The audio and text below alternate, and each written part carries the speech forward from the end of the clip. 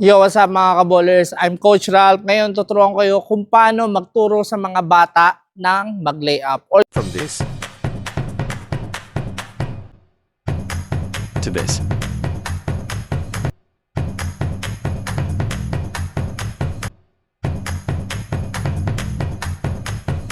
yung tinatawag natin na ground zero. So sila kasi yung mga bata na hindi marunong mag-layup, hindi alam kung paano gagawin, at yun, yung hindi talaga marunong, sila yung tinatawag natin na ground zero.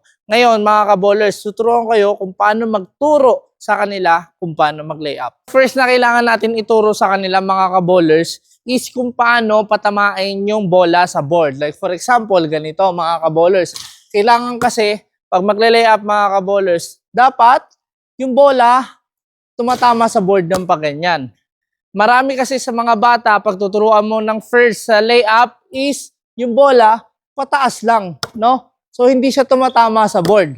So ang first na kailangan mong ituro sa kanila ay kung paano patamain yung bola sa board. Maturo mo sa kanila, kailangan may distance yung board tapos yung tao. Hindi pwede sobrang lapit dito. Kasi once na sobrang lapit yan dito, ang mangyayari sa mga bata, pataas lang talaga. Hindi sila matututo na mag-layup. Kailangan nakaganon din, mga kaballers, para magle-layup. Yan, okay?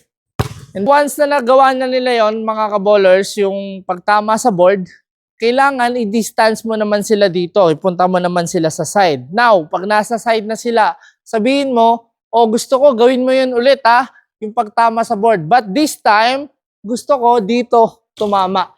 Dun sa may square. No? So, kahit anong posisyon ng paa, pwede. So, ganyan. 1, 2. Always remember mga kaballers na kapag nagtuturo tayo ng bata, hindi natin pwede sabihin na, ganito dapat. Hindi dapat ganyan, no? Bakit? Kasi may hirapan talaga sila. Bakit? Kasi nga ground zero sila. Hindi sila marunong. So, ang kailangan mo ituro yung technique. Hindi mo pwede ituro kung paano siya gawin talaga. Tandaan nyo, inexperience yan sila. Wala silang experience. So, ginagawa nila lang ginagawa. Kunwari, naka 10 times na, hindi pa rin nakakashoot. So, you have to teach them technique. Okay? So, once na nalaman na nila yung technique, gagawa na nila yon mga kaballers, no? Kasi, kailangan lang talaga nila ng reps. Walang substitute sa repetition. Wala. Paggawin mo lang ng paggawin, and then you have to teach them technique. And then once na nagagawa na nila yon, yung pag-board ring, ito naman yung next na gagawin natin. So mga kaballers, I'm assuming na yung tinuturuan nyo right-handed, no? So pag right-handed siya, yung right foot yung nasa likod. Pag left naman, yung left foot yung nasa likod. I'm assuming na right-handed, So ang first na kailangan na ipagawa natin mga kaballers is right foot backwards, no? Right foot backwards. And put backward, then raise the ball. Okay? So mga kaballers, always remember yung pagdating ng bola, ito. Yung left to right, no? So one motion lang siya mga kaballers, One motion. Meron kasi akong tinuruan nakaraan, nagiging 2 motion siya, kaya hindi nagiging maayos yung layup niya. So ang ginagawa, paano yung 2 motion? Punta dito, then ganon. Hindi 2 motion. 1, 2, okay, so 2 motion. Ang kailangan lang 1 motion. So yun mga kaballers, right foot first, right foot sa likod, then raise. 1, 2, 3, 4. Then after niya maka 10 mga kaballers, now lalagyan na natin ng hop. Right foot backward, then hop. 1, 2, 3, 4. Then after niya maka 10, ilalagay naman natin sila dito sa make court. You have to place 2 cones dito, no? So, pa-zigzag siya dapat, Pa-zigzag, no? So, right, left, no? So, mamaya, explain ko sa'yo kung para saan yan. Left foot backwards. Then, yan. Kung napansin nyo, tumatama sa board yung bola. Always remember na kapag ginagawa nila yung drill na to, tas hindi sila makashoot, wag kayo explain ng i-explain. Magbigay lang kayo ng pointers. Once na nakuha nila yung pointers or yung technique, paggawin nyo lang ng paggawin. Always remember, may hirapan sila sa umpisa lang yon. Kailangan magkaroon ka lang ng patience, mga kaballers. Patience is the key dito. Hindi nyo pwede ituro lahat kasi masasayang yung oras nyo sa kakaturo. kung yung problema naman yung tinuturuan nyo is kulang siya ng reps.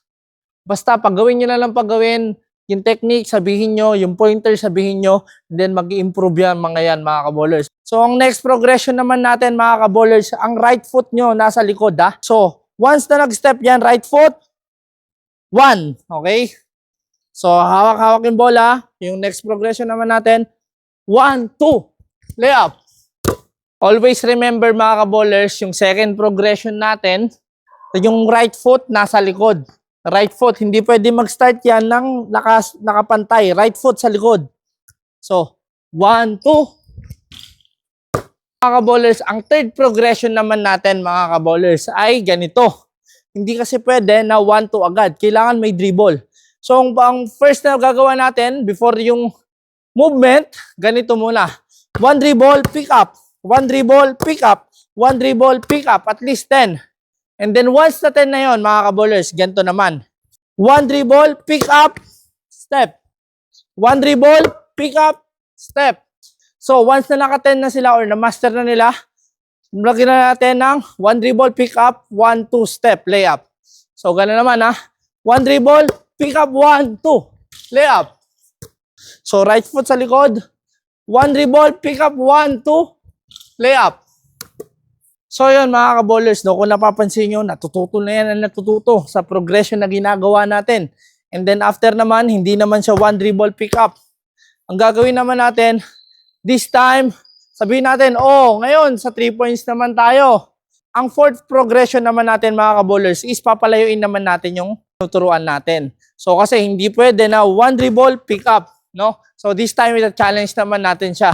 Papunta doon sa blue cone, this called approach dribble. Approach. Yan, approach dribble lang. Kaya mga bowlers, pag nasa 3 points siya, so approach dribble, approach, then pick up. So ganun yung gagawin muna natin ha. 10 times. Approach dribble, then hop, pick up. So ito yung fourth natin na progression, di ba? Mastering the movements muna tayo. Yan, once na na-master nila, approach dribble, pick up, 1, 2 step, layup. So, approach dribble, then pick up, 1, 2, layup. Isa, approach dribble, pick up, 1, 2, layup. Ball, approach dribble, 1, 2, layup. Mga bowlers, once na na-master na nila yun, this time naman, aalisin nyo naman yung markings na yan. So, yung cone na kasi yan, markings lang to. No? Para alam nila kung saan sila mag-dribble pick up. No? So, ang gagawin natin, aalisin na natin tong mga to, mga kabowlers. Pero, sasabihin natin sa mga tinuturuan natin, kaninang mga cone markings lang. So, same pa rin, imaginein mo, nandiyan pa rin yung cone. Yun, mga kabowlers, no? Dito ka lang mag-i-start, approach dribble ulit. Sabihin mo, 1, 2, layup. So, mahihirapan yan, mag-i-struggle yan. Kasi hindi nila alam na walang guide. So, paggawa mo lang ng paggawa, technique lang ng technique. So, dribble, 1, 2, layup. So, yan mga kabowlers, no? Yung mga progression drill na yon, gawin nyo ng gawin, no? Always remember, pag yung bata nahihirapan, huwag kayong nag-explain. Bigay kayo ng pointers, bigay kayo ng technique. Kasi tandaan nyo, hindi pa yan sila marunong. Ang kulang dyan, reps. Reps, reps, reps. Repetition. Walang substitute sa repetition. Kailangan paggawa mo lang talaga ng paggawa. Hindi mo siya pwedeng i-correct all of the time. No? Kailangan matuto sila, makadevelop sila ng technique nila sa sarili nila. No? So sa ganung paraan mga kabowlers, mag-i-improve sila. Ako nagsasabi sa inyo, lahat ng batang tinuruan ko, ito yung ginawa kong approach para matuto sila mag-layup. So yun mga kabowlers, no? I hope na meron kayo natutunan dito kung paano sila matuto mag-layup. So yun mga kabowlers, maraming salamat sa panonood ng video na to. Kung nagustuhan nyo pala to, please subscribe to my YouTube channel and please click the bell button para lagi ma-notify and please click the like button kung nagustuhan nyo to.